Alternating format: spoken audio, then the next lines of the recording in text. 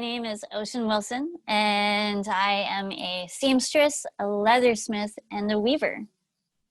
And I currently live on the Sunshine Coast in Gibsons. And I've been mostly self-taught in all three of those departments, except for I did have a little bit of, I did take some classes with a woman in Vancouver for some weaving. Her name is Anna Isabel, and she's lovely. She does tons of workshops in Vancouver. But other than that, mostly self-taught. Most of my inspiration comes from my surroundings, and I think that's probably most people would say that. Living here on the Sunshine Coast, we get there's so much nature here, and me and my partner have a small sailboat, so we go sailing a lot when we can, and I get to see whales and the West Coast, and I feel like that has definitely had a huge part in my inspiration. And even just with the colors and the shapes and the different things that I do with those crafts, they're definitely inspired by BC. 100%. Most of my friends are creators and crafters and movers and shakers of some kind, and they all, I don't know, I just feel like it's really awesome to have that group of people surrounding me for when I am creating, and to keep going and to be inspired by them. And I feel really lucky to have so many people around me that have different crafts, and the Sunshine Coast specifically is quite artistic. There's just a lot of people here making a lot of amazing things.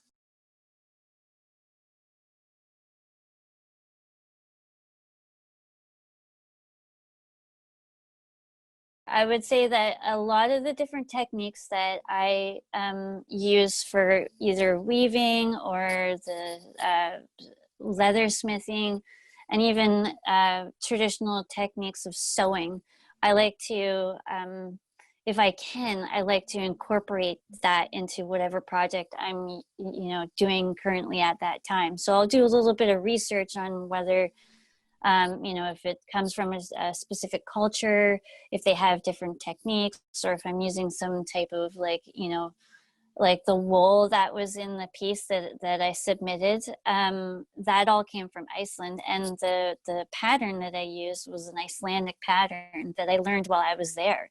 Wow. And so it's just, I'm super fascinated by traditional techniques and how people use them, and I love incorporating them into what I do.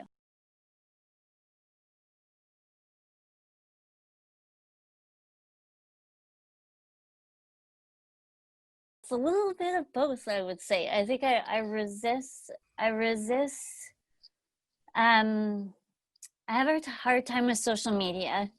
I feel like it has affected artistic practices in sometimes maybe not the best ways, but then there's the flip side to it where you can just type in whatever and find some cool technique that somebody's doing on something, and and they've like created a whole video, and you didn't, I guess, have to go to the library and research it, and it's just right there. And that's the instantaneous knowledge of technology these days is pretty cool.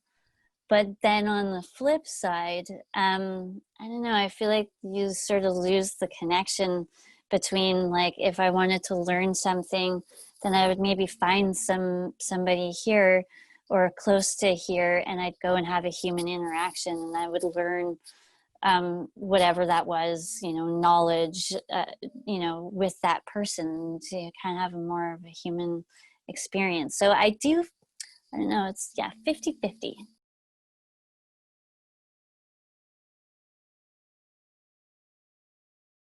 Well, I grew up all over the place, so I moved around a lot. So I would say that my just because I traveled a lot, that would probably have an effect on how I do things and why I do things. I don't really know like what specifically, but it for sure had something to do with the way that I am, and maybe even has something to do with the fact that I became a creator rather than not. I don't know, just seeing lots of different things in people. Oh, big, I think because I use a lot of darker colors, and I really feel like BC has like the sea is really dark, and like the forests are really dark, just dark greens and darker colors and dark brown trees, and like just you know so I do like wear a lot of darker colors, and like I do a lot of so I definitely think that the rugged shape of British Columbia has a huge effect on everything I do. I think so. I There was a long time ago, there was this there, that magazine Vice, they Mm-hmm. did this I think it was probably, I don't know, like 15 years ago, they did this sort of like what people look like in different countries and different cities all over the world. And they did one for Vancouver, and I was like, yeah, there is an aesthetic to the West Coast of like the way people are and how they relate to that. And I think to just go back to like, the vibe of BC and those darker colors, it's like you go to like East Van, and it's like darker, I don't know. Yeah, I it's there's definitely an aesthetic to BC. Yeah, and there's no place like it either. Like, you kind of get used to it, and you're seeing all the people around, you're like, oh yeah, that's just the colors. But when you go anywhere else in the world, it's like, tropical countries, they wear a lot of, or sunny countries, they wear a lot of brighter colors, and I think it's just due to the fact that it's sunny all the time, beautiful flowers, like just there's bright colors everywhere. Where here it's like, dark greens and blues and grays, it rains, and